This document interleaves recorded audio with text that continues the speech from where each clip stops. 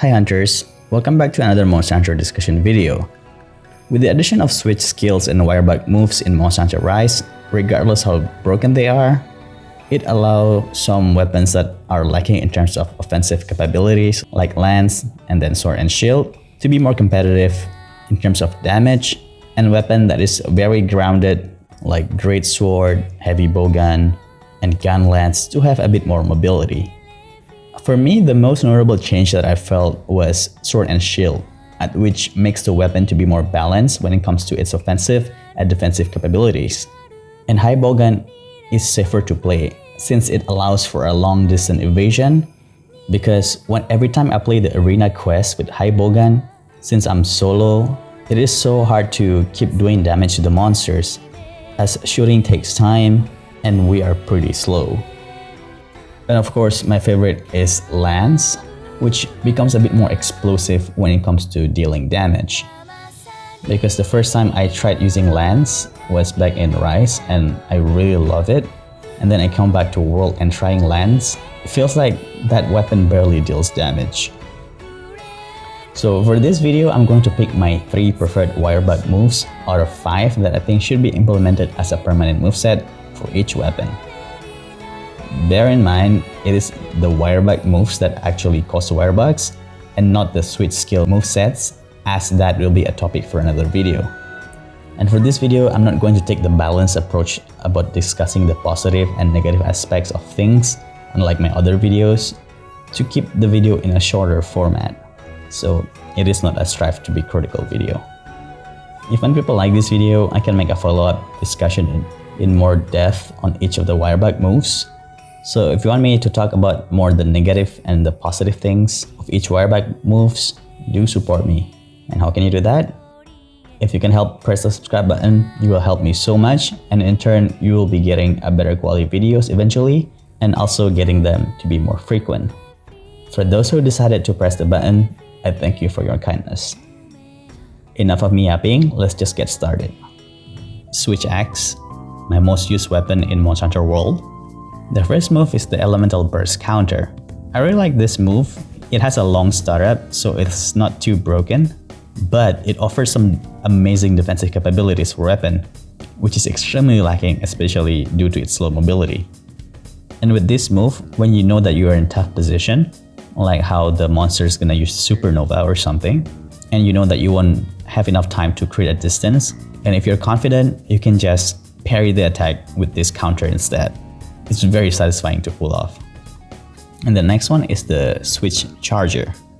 It is a nice mobility option while also charging the file to get back to the sword mode fast, since that's when you can deal the most amount of damage, but it does kind of disincentivize the axe mode, so there might be some balance readjustment needed for that. And lastly is the Soaring Wyvern Blade. It is such an amazing offensive move that deals mini elemental discharge, and at the same time, it's a really good repositioning tools to get away from the front of the monster if needed. So these movesets really help Switch Axe to be more slightly mobile, and it allows one defensive option if needed. Very nice addition overall. And the next weapon is everyone's favorite weapon, the Greatsword. The first move is the Strong Arm Stance. It is like a tackle, but on steroid, that puts you at a maximum charge upon successful parry, which is, I think, is really good in addition alongside the tackle, when sometimes you don't want to tackle a fatal blow from a monster. But oh boy, who has thought that some expert hunters take advantage of this moveset in order to deal insane amount of damage and skipping the charging process. Might need some nerves in that regard maybe. The next one is the Hunting Edge. Would allow Greatsword mains to have some access to aerial movement to proc mounting or wyvern riding, since this weapon is so grounded and slow. And the last one is the Power Sheath. It's a very good evasive tool, while at the same time boosting your attack. Once again, Greatsword is a very slow weapon, and against fast enemies, they're just gonna throw you around all the time while you keep missing your attack. So all these 3 moves make Greatsword to be more stable on the ground by having multiple ways to endure enemy attack, or if it's needed, you have the options now to either go to the air or slightly dodging to the left or to the right. And which I think with Monster Hunter Wilds, monsters are going to be a lot faster. It makes sense that some slow weapon to have some more mobility option. Well, that is all the wirebug moves of my choice. But do bear in mind, I do believe that some of the moves need to be redesigned to be more restrictive on its usage, since I don't think wirebug should be back. And they should be implemented something similar to Scorpion's chain hook from Mortal Kombat, that you need to hit the enemy or a terrain before you can execute some of these moves, especially the evasive maneuvers one. It is fine if not all these moveset becomes permanent in Monster Hunter Wilds, but I think at least one of them should.